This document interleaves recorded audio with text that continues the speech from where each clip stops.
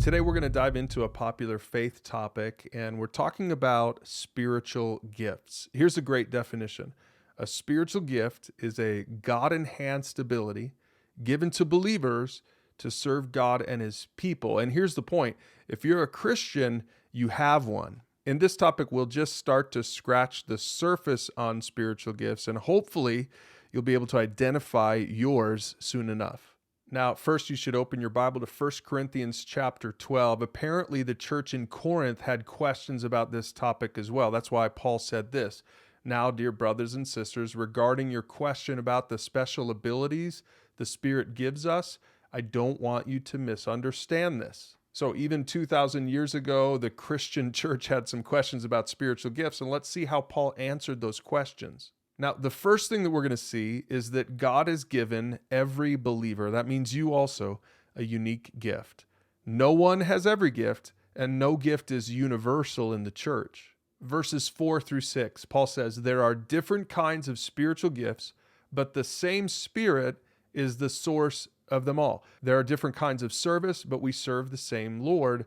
And God works in different ways, but it is the same God who does the work in all of us. Maybe you look around at church on a Sunday and you notice some of the gifts that other people have that you seem to be lacking. But don't worry about that, because that's what Paul is saying. He's saying there are different kinds of gifts, but the same giver is giving these gifts. And if you pay attention at church, you'll notice that no one has every gift. There really isn't a sort of a Superman Christian out there. And you'll also notice that there's not one spiritual gift that every single believer at church has. So if you seem to feel a little bit left out about a gift that you wish you had, pay attention. You're not the only one missing that gift.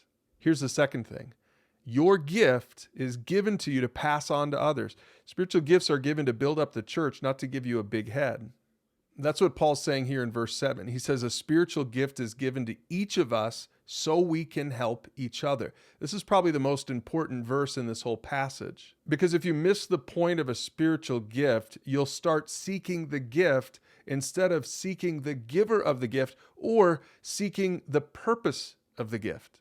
Start asking yourself the question, how can my gift build up the church? How can I use it to serve the people around me?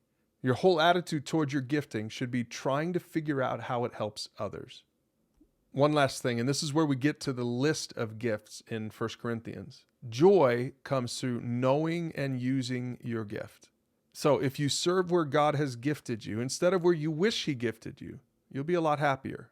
Now in verse 8, Paul starts listing out some of the spiritual gifts in the church. Now this list probably isn't exhaustive, but it is representative of some of the gifts that were at work in the Corinthian church and maybe even at your church. Things like wise advice, special knowledge, great faith, healing, miracles, prophecy, discernment, the ability to speak in tongues. Now, these gifts are most likely listed because they were areas of confusion and debate among the church in Corinth. Just read some of the greater context of 1 Corinthians 12 and you'll see what I'm talking about. In another passage in Romans 12, Paul, the same author, gives a different list. These are some of the more normal-looking gifts, like serving others and teaching and encouraging and giving financially and leadership and showing kindness. The point is, if you read either of these passages, that joy comes through knowing your gift, finding out what it is in those lists, and using that gift to serve the church. Because that's why God gives spiritual gifts in the first place. So find out what it is. We'll put a little survey below to help you out. And then use it in your church to help people pursue God.